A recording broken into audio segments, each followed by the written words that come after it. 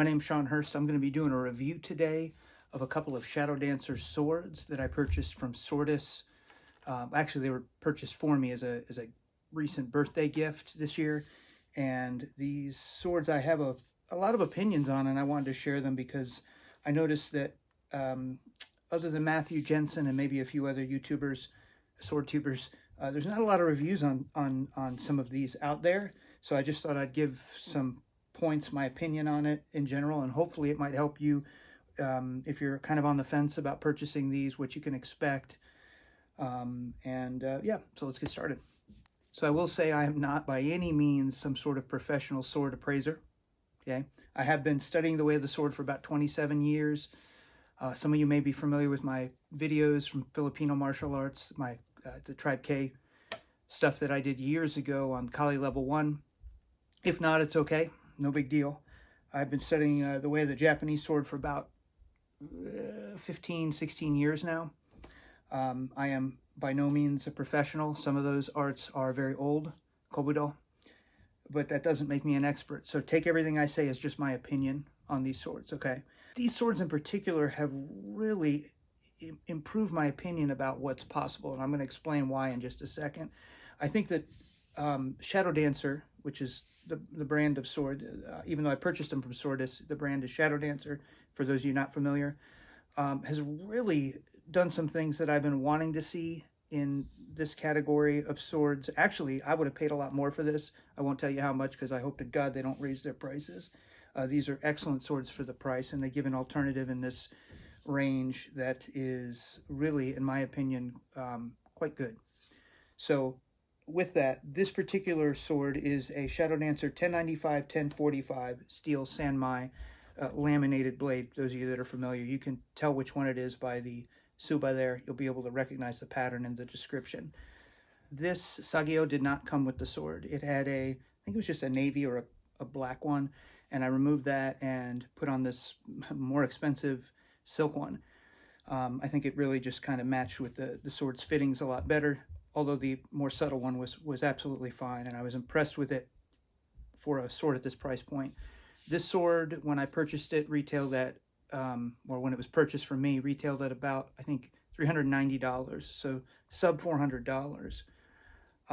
Very impressive, I gotta say. And so I'm just gonna start, from the saya itself and work back my way to the tsuka and whatnot. So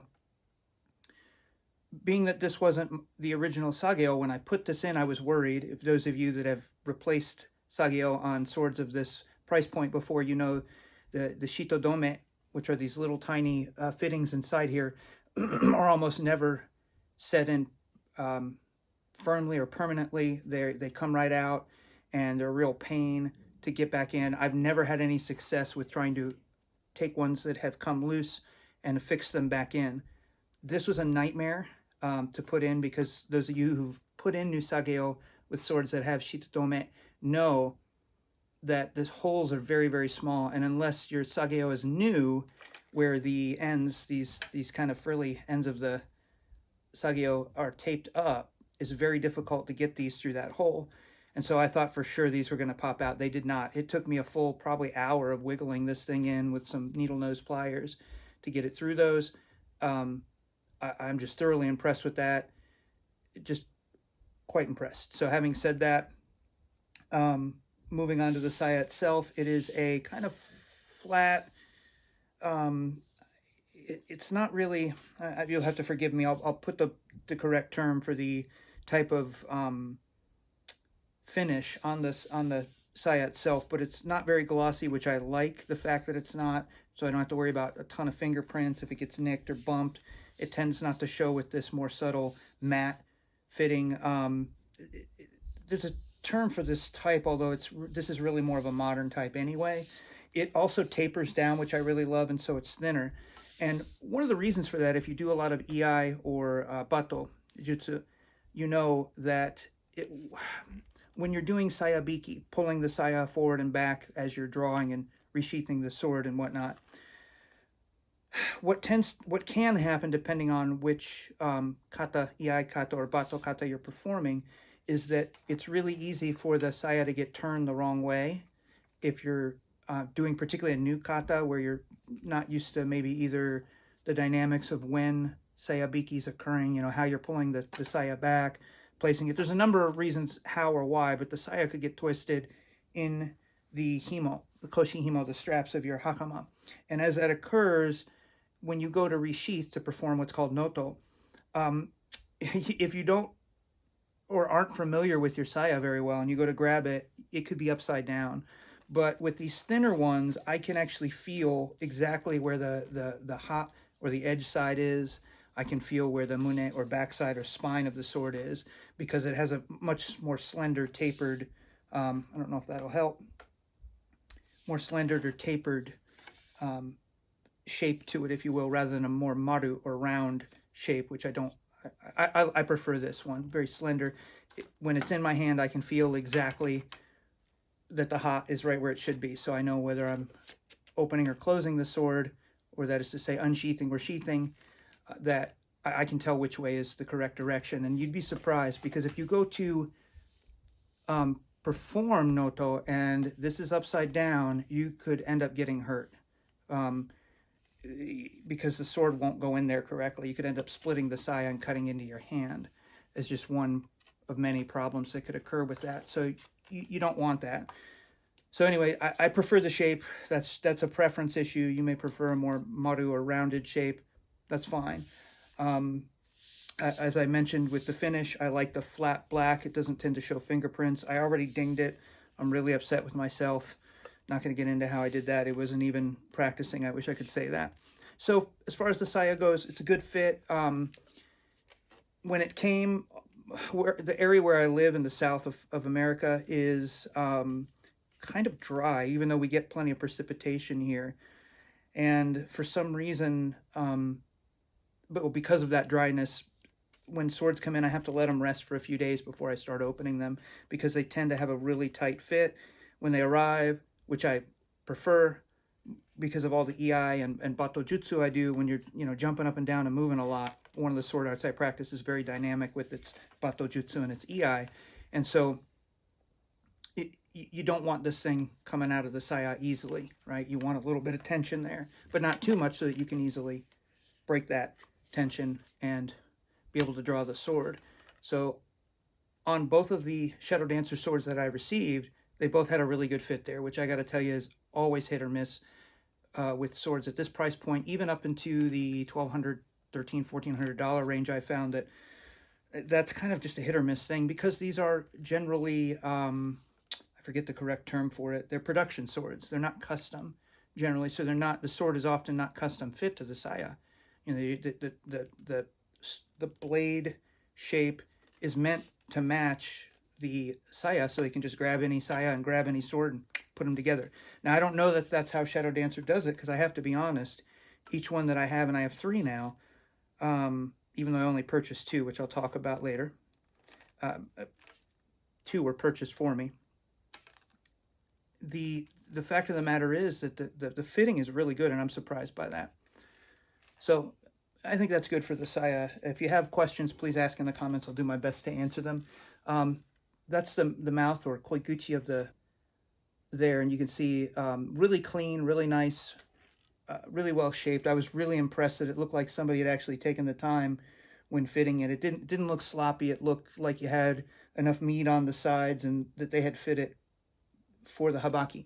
Now, having said that, I keep mentioning I had 2 swords purchased at the same time, and it was right before the tariffs hit. So by the time they were ready and they were going to ship, the tariffs had hit. There's a bit of confusion with all that, obviously. It was a rough time to be receiving swords because these are coming from overseas. And so that was a bit nerve-wracking, but I will say Swordist was awesome. The gentleman I spoke with over there was just incredible. The whole step of the way kept me well informed, and I was really impressed by their customer service. And I'll talk about by Shadow Dancers as well. So this sword came second. It came much later, and the only gripe I have is that, and I fixed it, but the habaki here was very loose. There was so much space between the tsuba and the habaki that I was able to put a second seppa in there for those of you that are familiar, these copper, in this case copper, brass fittings are the round one here is what I'm referring to. And I don't know if you can see that on camera, but there's a second one behind. There's that much space in there. And so this was just rattling. And so when it's in the saya, it was just bouncing all over the place. That could be due to a number of things. I think what had happened, both the swords that came were like that. I think that the tsuba had a burr on it. And so when it had gone in up against the habaki here, and with the seppa and all these little parts and little bits, right? When the handguard had gone in, it caught on the blade itself, the tang, if you will, and it wasn't all the way up against there. So then they put the handle or the tsuka on, and then they drill the hole and pin it. Once they do that, it's kind of set. Well, because the handguard, if you will, or tsuba, was not all the way forward, there then became play between the habaki and this, even though it had a seppa in there. It wasn't that it didn't. It just, there was too much space. And this had caught on the blade, and so it kind of gave a false sense of where everything was sitting, basically. And I noticed that on both swords had the same exact problem. But simple fix. Again, at a sword for this price point, that didn't bother me at all, and I'll explain why. If there were anything else wrong with this sword, I probably would have politely asked for a refund. But I will say that the geometry of the blade I really like. It does have a decent sori, or a decent curve to it, but it's not bad at all. The weight is surprisingly light and very balanced for what it is, which also impressed me. Now, when I say balanced, I don't mean balanced in the way a lot of people, when they pick up a sword, they want to feel, the balance back here. I want to feel it up at the monouchi. I want to feel it up at this hitting or cutting part of the sword. If those of you know why I'm saying hitting part, it's really the area of the blade you should be cutting with. I want to feel the weight up there, all right, whether I'm doing tameshigiri or iai, because I was taught that's where you should feel the weight at, and that makes sense to me. I don't want to feel it back here because I'm not using that portion of the blade for the most part, okay? I'm using this portion to cut with. So the balance was surprisingly good, and for a blade of two different metals, with 1095 is pretty heavy metal, not that kind of heavy metal, but it's fairly weighty, and so I was surprised that at how well this is. And I don't know if all of the swords of this particular model feel this good, or if I just got lucky with a one-off here, but I will say this one is incredibly. I really like the balance. For me, for my opinion, I really like it. As far as the other fittings go, I don't know if you guys want me to give you all the Japanese terms on these. The fuchi and the kashira, or the fittings here, I like. They're really, really simple, and sort of a hammered or peened, just black with a nice surface on them, a nice texture to them. I like that. I love that because I can swap out the tsuba, which I thought I was going to have to do. I'll talk about that again in a second. And so these being very simple like that allow me to swap them out with other tsuba, other hand guards, and I don't have to worry about them matching. I hate it when they're themed, and then, now I've got to I'm sort of limited as to what I can swap this out with. So as far as I said I'd go back to the handguard, so I might as well right now. This tsuba, you guys can see that pattern in there. I thought this thing was going to be a cheese grater, right? I thought this thing was going to... That is not the case. There is no sharp edges on this. It's smooth. I could not believe that. The level of effort, despite the fact I'm sure this was cut with a CNC machine, it's very, very accurately done. But I really thought that was going to be a cheese grater, and that's the first thing I thought about replacing. Now, with the particular grip I was taught, I tend to try to keep my right hand, the top hand, away from that anyway. It will butt up against there occasionally, but I try not to let it touch that, all right? But it's going to happen. You're going to bump into it occasionally, and if that were a cheese grater, that would be a nightmare. It's not the case. Very smooth, very nice. And when I did swap it initially, took the tsuka off to swap, or the handle off to swap this, and put the other one on, and it changed the way the balance felt. And I went, oh, that's weird. I wasn't expecting that. I put this one back on, and I'm glad I did. I really like it. This is real ray skin. I've had some that are, I'm pretty sure, are plastic and other swords. That is not the case. The Samegawa or ray skin panels, and it's panels, I don't think this is full wrap, they're really nice. I can feel that really abrasive texture. I have Tanto and Wakizashi that are just full Samegawa, full ray skin, and so you know what that feels like. It's very abrasive, or yeah, like sandpaper almost, and I can feel that in there. The tsukamaki, or the wrap of the sageo, the cord around this, is pretty tight. I wouldn't say it's the tightest I've ever felt, but using the sort of Matthew Jensen test here, it's pretty tight. Could I move it if I really, really wanted to? Yes. However, it was a nightmare. I had to, when I took the handle off in order to try to swap out the handguard of the Suba, this pin, or mikugi, all right, was under this part of the wrap, and it was a nightmare to get that, to move that enough to get the pin in and out. And so I made sure when I put the pin back in there that I kind of wanted it covered, but then I thought, well, it was so difficult to get out from under. I didn't want to be too abrasive on the I think this is cotton, the fabric here, or synthetic material. So I just kind of left it as is. That to say, it's that tight that I had a nightmare moving it over to get it out of the way to get the pin in and out. So it's pretty doggone tightly wrapped. Because of the grip that I hold the sword with, I'm not technically allowed to show it, so I won't up close, but needless to say, it's if this isn't on really tightly down here and the knot isn't nicely done, I can easily end up pulling this end cap off and having this come unraveled. And I've had that with Skyjiro and other swords where that's happened in the past. And that hasn't happened with this one yet. So usually if it doesn't happen in the first few times I'm going through my practice, it's not going to. So well done as far as the tsukamaki, or the cord wrap around here, and the overall construction. While I like the gold in this, this is really, I'm sure, plastic with like some sort of paint on there, and it's a little bit, I'm torn. You know, if that were real gold, I'd be quite proud of it. Obviously, it just has a certain plastic look. That's the only thing on this particular part of the fittings, but you know, overall, I really like it. Now, as far as the shape and the size of the handle, or the tsuka, okay, I'm going to talk about this for a second. This is the closest I've had at this price point of tsuka that I think are the right size for a sword this length. So the blade is, I'm going to say, 27.5 inches. It's a little bit long for me. I'm 5'9". For the styles that I practice, I would prefer to have a blade that's the Nagasa. The blade overall is about 26 inches. The simplest way to explain that is, think if those of you that do shooting at all, if you have a pistol and you're drawing it out of a holster, and that holster and the barrel of that pistol is 6 inches, right? And then you're racing a guy in competition who's got a 4.5-inch barrel. Who's going to clear the holster faster? Guy with a 4.5-inch barrel. I understand ballistics and whatnot. You know, you get more stability, yes, from a 6-inch barrel. I understand that.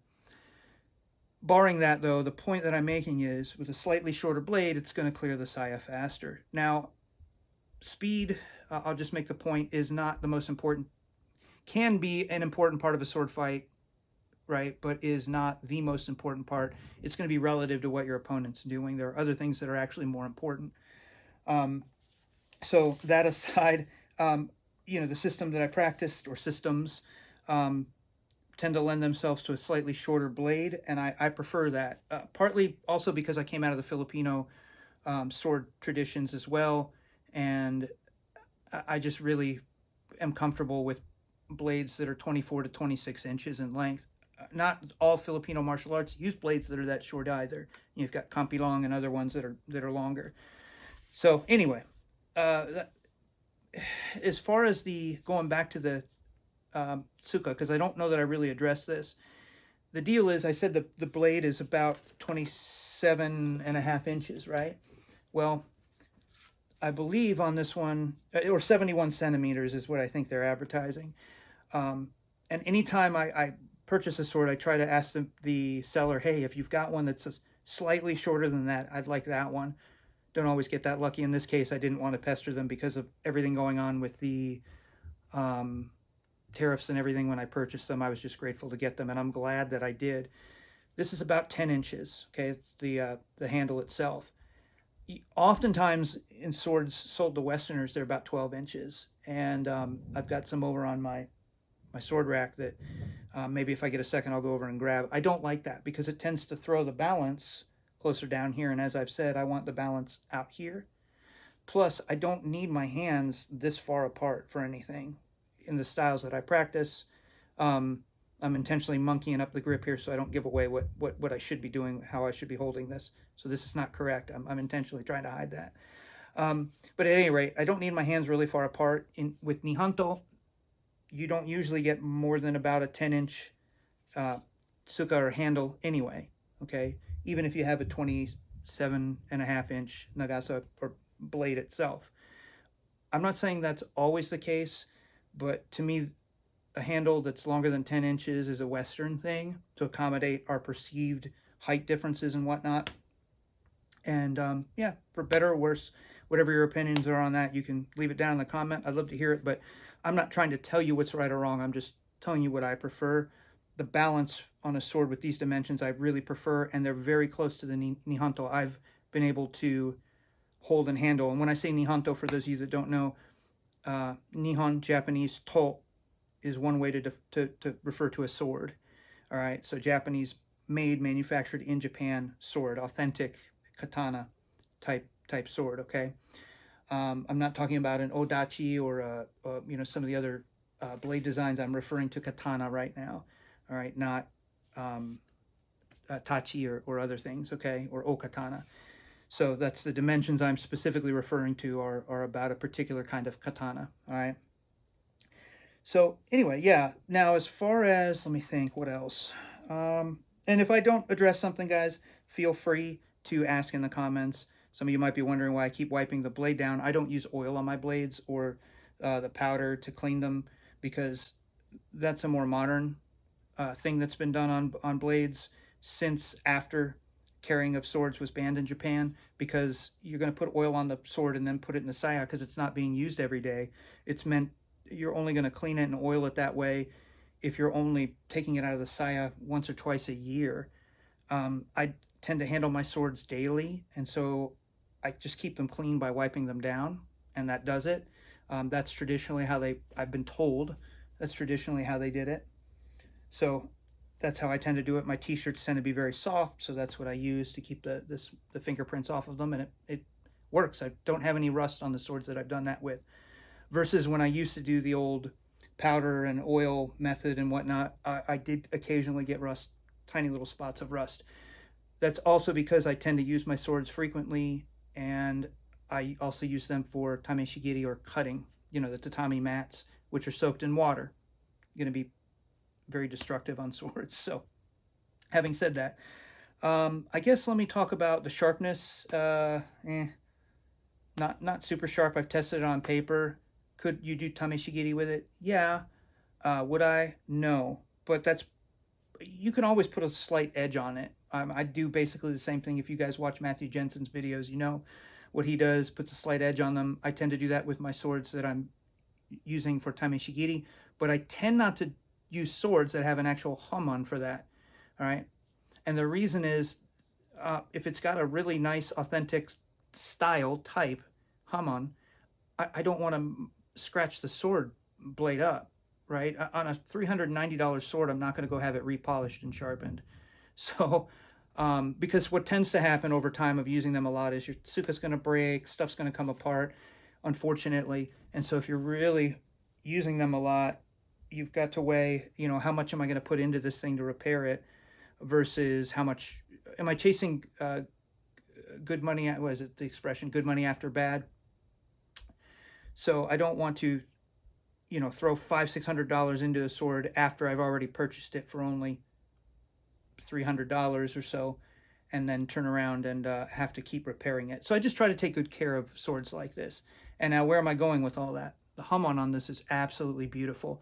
I was really impressed, not only with the attention to detail, and this is a folded blade, but the fact that the way they did it was that they did it the right way, meaning, and I'm sure it's etched, the cloudier part going closer towards the edge here, the ha, is in the right spot. Oftentimes with swords of this price point, they do a reverse hamon, or they make this part down here cloudy and the edge itself is clear with the hamon in the same spot. The hamon itself is just the line, that wavy line that you're seeing on this one. I forget the pattern on this one.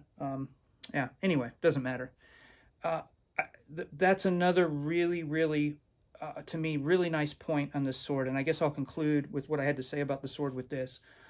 All of the features that they've put into this, it's as if they've been listening to the sword community, I think, or people who have used shinken for tameshigiri or for iai,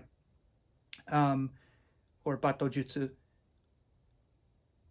for years have been on forums and whatnot talking about what we like, what we dislike. And it's as if the folks at Shadow Dancer read a lot of those comments and then put those ideas into the sword, because I have to say, this to me feels more like something that somebody who's used the sword would create, versus some of the stuff I've seen coming out of China and the cheaper end that is just, I look at some of the things that are done, I go, why would you do that? I mean, the fittings on here are really nice, but they're subtle and allow me to swap out the tsuba, right?